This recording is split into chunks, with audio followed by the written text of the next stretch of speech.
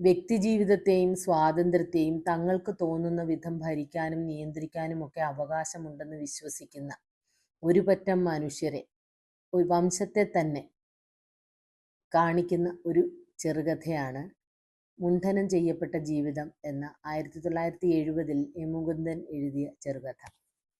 ഈ കഥയിൽ പണ്ഡിറ്റ്ജി എന്ന കഥാപാത്രം ഒരു കൈയിൽ ഭഗവത്ഗീതയും മറുകൈയിൽ ഖുർആനും കൊണ്ട് നടക്കുന്ന ഒരാളെന്നാണ്.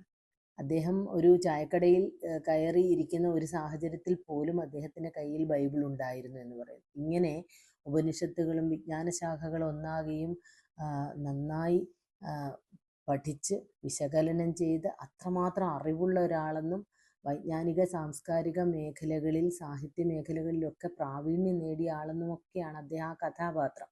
എന്നിട്ട് പോലും അദ്ദേഹം നായക കഥാപാത്രത്തെ കൊണ്ടുപോയി തല മുണ്ഡനം ചെയ്ത് പുള്ളി കുത്തി കഴുതപ്പുറത്ത് കയറ്റുന്ന സംഭവത്തിന് നേതൃത്വം നൽകുകയും അങ്ങനെ ചെയ്യുന്നതിന് പറയുന്ന കാരണം, നീ എന്തവകാശമാണ് നിനക്ക് ആ താഴ്ന്ന ജാതിക്കാരനായ അവൻ നിനക്ക് വെള്ളം ചോദിച്ചപ്പോൾ അവന് വെള്ളം കൊടുക്കാൻ നിനക്കെന്ത് അവകാശമാണ് എന്ന് ചോദിച്ചുകൊണ്ടാണ്. അങ്ങനെ ചെയ്തു എന്നുള്ള ഒറ്റ കാരണം പറഞ്ഞുകൊണ്ടാണ് അദ്ദേഹത്തെ ഇങ്ങനെ തലമുണ്ഡനം ചെയ്ത് പുള്ളികുത്തി കഴുതപ്പുറത്ത് എഴുന്നള്ളിപ്പിച്ചത്.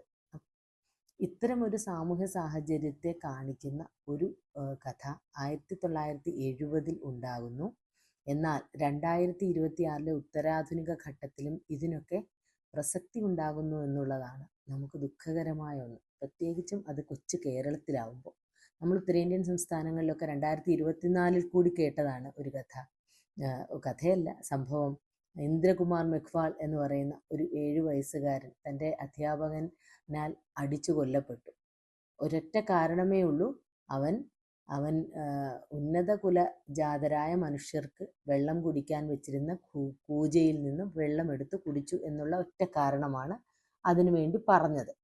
ആ കാരണത്താലാണ് അവൻ അടിച്ച് കൊല്ലപ്പെട്ടത്.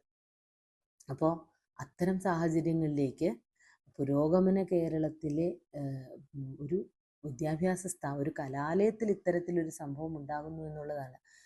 എത്രമേൽ ആത്മാവ് മുറിഞ്ഞിട്ടായിരിക്കും 20 22 വയസ്സുള്ള ഒരു കുഞ്ഞ് തൻ്റെ ജീവിതം തന്നെ അവസാനിപ്പിച്ച് കളയാമെന്ന് ചിന്തിക്കുന്നത് എന്ന് ആലോചിക്കുക. അപ്പോൾ ഇത്തരത്തിൽ നാം ഉണ്ടാക്കിയ സകല സോഷ്യൽ എഞ്ചിനീയറിങ്ങിനെയും റദ്ദ് ചെയ്യുന്ന സ്ഥിതിയിലേക്ക് കേരളം പോകരുത്. ഒളിഞ്ഞും തെളിഞ്ഞും ജാതിയും മതവും ഒക്കെ നമുക്കിടയിലേക്ക്, നമ്മുടെ എല്ലാം പടിവാതിൽക്കലേക്ക് എത്തി നിൽക്കുന്ന ഏറ്റവും മലീമസമായൊരു ഘട്ടത്തിലേക്ക് കേരളം പോകാൻ പാടില്ല. നമ്മുടെ സ്വകാര്യ ജീവിതത്തിലും നമ്മുടെ പൊതുജീവിതത്തിലും ഇന്നേ വരെ കടന്നു വന്നിട്ടില്ലാത്ത ഇത്തരം മോശം പ്രവണതകളെ എല്ലാ മനുഷ്യരും ഒരേപോലെ പ്രതിഷേധിക്കുകയും പ്രതികരിക്കുകയും ചെയ്തുകൊണ്ട് വേണം നേരിടാൻ. നമുക്ക് നഷ്ടപ്പെടാൻ നമ്മുടെ സംസ്കാരത്തെയോ നമ്മുടെ കേരളത്തിൻ്റെ തനിമയെയോ നഷ്ടപ്പെടാനാവില്ല എന്നുള്ള ഉറച്ച ബോധ്യം നമുക്ക് ഓരോരുത്തർക്കും ഉണ്ടാവണം. എല്ലാവർക്കും ഈ വിഷുദിനത്തിൽ ആ ഒരു ചിന്തയോടുകൂടി മുമ്പോട്ട് പോകാനായി ആശംസിക്കുന്നു.